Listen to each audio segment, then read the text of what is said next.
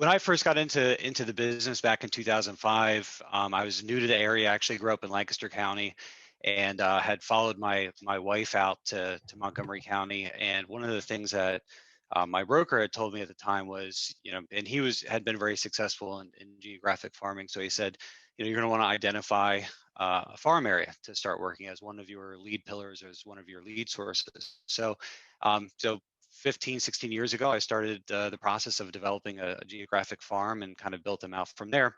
So one of the things that I wanted to share with you today was kind of how to go about not only identifying a geographic farm, but what are some of the things that we can market to the property, to those individuals, and then really how to dominate that farm area. So what are some additional things that you can do to really really crush your farm area? So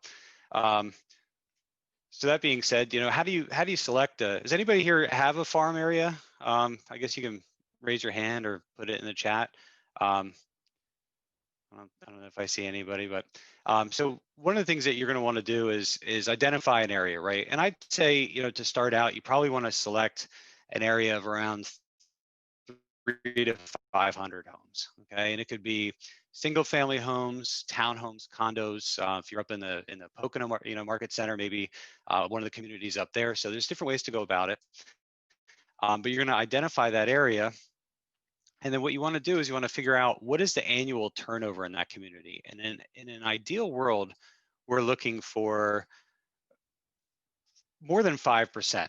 5% turnover in the farm area is ideal. So if you have, let's say, a 500 home neighborhood, you're going to have about 25 transactions in there a year, or even times two, that's 50 sides, right? So ideally, you'd like to see 25 transactions or 25 sales in the farm area year over year. One of the easy ways to do that, if everybody has access to Bright, is you can go into the public records. You can put draw a circle around the neighborhood that you're interested in, and it'll tell you how many homes are in that farm area. And then you'll do the same thing on the sales side, and you'll look at all the sales that have happened within the past year. And I would even say go back maybe 3 years and figure out how many sales have occurred over the past 3 years, because last year is going to be a little different than maybe 2019 or 2018, right? So get an average for maybe the past 2 or 3 years to figure out exactly how many homes have occurred in those areas. And then you're also going to want to look at the average sale price. So you want to see, what is the average commission that I could expect based on a sale, so you can start to budget for the marketing properly. I guess if anybody has questions, feel free to put them in the chat box, or if I'm going too fast and you need me to slow down. I can only see a handful of you on my screen here. But and I guess the last piece, which is also really important, is there a dominant agent? So in the area that you're looking at, is there an agent that already has a significant market share, a significant foothold? Because that may not be an area that you want to select, because you're going to be fighting an uphill battle right from the get-go. But if you look at it and there's not really a dominant agent that's selling the majority of the houses, then it's probably a good area to consider. Then you're going to need to commit, right? So once you select the area, you understand which community you're going to market to, you understand what the average sale price is, you understand how many homes are selling on average per year there, you need to commit to marketing in the property. And you should expect to be able to really commit to market in that community for at least 12 months. You need to have the resources, the financial resources to do that. One of the biggest mistakes that agents make, and I see it all the time, is that they'll spend the money, they market to a neighborhood for 2 or 3 months, and they don't get that immediate return that they're looking for, and they quit just before they're about to get that listing, or just before they're going to start to see a return on that investment. So you really need to sit down and say, okay, if I'm marketing to this property for a year, I need to have X number of dollars in order to make that commitment, and I need to be able to set aside the time and the energy and the resources to capitalize on that investment. So you need to understand what the costs are, and you need to understand it's a marathon. It's a marathon. It's not going to happen overnight. So let's look at some of the costs. So the way I farm is I use postcards. I use 6-inch by 11-inch postcards that we send out. And I personally mail a little over 2,000 houses per month. So I figured I'd break this down just for a kind of a beginner, farm area. If you have a 500 home farm, I use gotprint.com to print all of my postcards. You can certainly shop around, but I found that Gotprint is pretty economical, and it cost me about 25 cents a postcard to mail those out.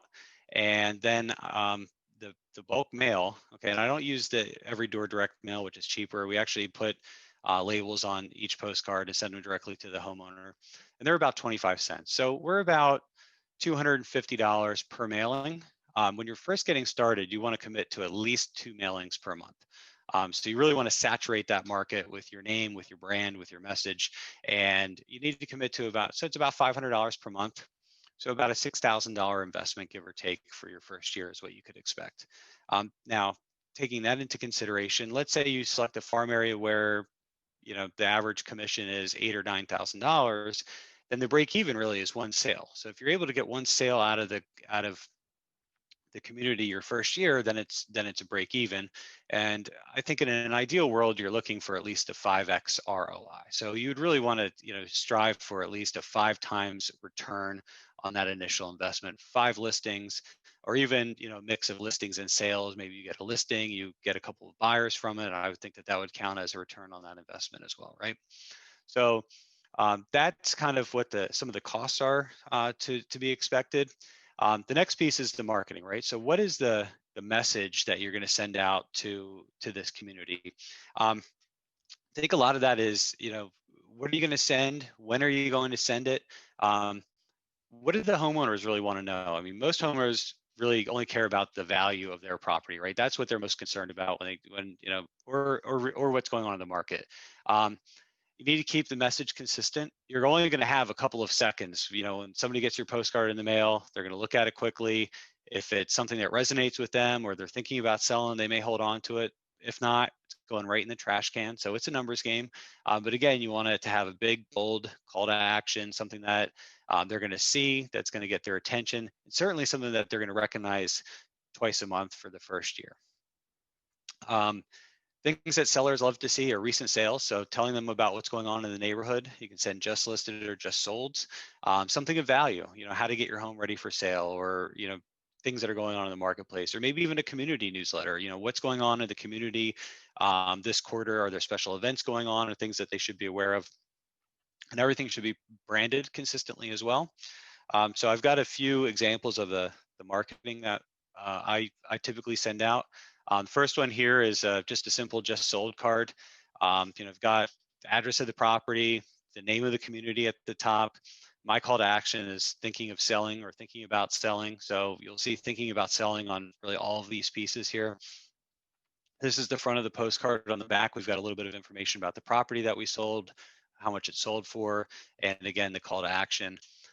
This is really the bread and butter piece that we send out. This goes out once a month, every month, to our farm areas, and it lists all of the recent sales in the community. Whether I sold them or not, we're showing what are the recent sales from the community. Put on a disclaimer in there. You can see in the fine print that the MLS, that we're getting the data from the MLS, so we're not taking credit for any of these sales. And again, call to action: prices are up, inventory's low. Are you thinking about selling? Simply call Greg Parker today. So that's a piece that we send out at least once a month, and then we augment that with some of these additional just sold or just listed pieces. Here's some, just some kind of blank or just pieces that we throw in intermittently throughout the year. So this is just thinking about selling, call Greg Parker today. Some tips and tricks on how to get your home ready for sales. Another one that we send out right before the holidays: 4 reasons to list your home for sale for the holidays. So those are all marketing pieces that that we send out. I use a company called Fiverr, Fiverr.com. You can go on there. There's freelance graphic artists, so you can select one of them for really a minimal cost. You can say, I want a piece that looks like this with this message on it, and they'll put together everything for you and email it to you as a PDF that you can then send to the printer and have it printed. I'm kind of guilty of, I've sit down with my assistant once a quarter. We figure out what the marketing message and plan is going to be for the quarter. And now we're at a point where she just kind of takes all this and runs with it. So I do very little of this at this point, but um, so that's another way you can kind of automate it to free up your time. So you're not, you're not in the weeds with the marketing here. So something you can kind of grow into. And then how do we dominate? So you're sending your message every month or twice a month to the farm area. So that's kind of the check equity portion of it, right? So now you need to put some sweat equity into your farm area, right? So one of the things that you definitely need to do is don't just make send out the letters, make the calls. Call the people in the farm area that are obviously not on the do not call list. Connect with those folks. Maybe go door knocking if the community allows you to do that. Definitely hold out open houses, hold multiple open houses for your listings. If you have an agent in your office that has a listing in your farm area, see if they'll allow you to hold an open house at that area. You'll find that you get neighbors that walk into the open houses. It's a great way for you to meet people in the neighborhood, especially people who are probably going to be thinking about making a move, so you can get some FaceTime with those folks. Again, depending on the community, holding community events like a yard sale, sponsoring a yard sale for the community in the spring, or a neighborhood shred day. You can probably spend, I don't know, $500 or $1,000 to hire a paper shredding truck to come to the community. You market it, sponsor it. People can show up and shred their documents, especially like right after tax time is a great time to do that. You're heading right into the spring market in March or April. It's the timing is really good as people are starting to think about selling. Even sponsoring an ice cream truck to go through the neighborhood. Go through the neighborhood in the summertime with an ice cream truck and hand out free ice cream to everybody. So those are some things that you can do. Then another thing is to see if you can get access to a Facebook or Nextdoor group that the community has. See if you can join those things, and if they don't have one, start one. To be the founder of your community or your neighborhood's Facebook group gives you a lot of leverage, a lot of control over that platform. Versus having to compete with somebody else. So those are some great things that you can do. And I guess depending on where you are, so some of the communities that I market to have non-owner occupied homeowners. So we send our marketing message not only to the people who live in the house, but also the people who actually own the real estate. So if you're in a secondary home market, like up in the Poconos, or you're looking at condos or townhomes or something maybe in the city, you definitely want to market to the people who who are non-owner occupants, people who own those as investment properties, so you can get the message out there to those folks as well. And that's pretty much all I have. Does anybody have any questions for me? Yeah, there are definitely questions in the chat. I'm just going through them right now. Okay, Um, okay, I'm just going to pull them out randomly. So, sure. how would they use Facebook group to leverage? Sure. So, certainly if in the Facebook group, when you get new listings, marketing your listings, marketing your open houses on the Facebook group, sponsoring a community yard sale. I think that's probably an easy way to get your foothold in, especially in a community. Say, hey, I'm willing to sponsor a neighborhood yard sale.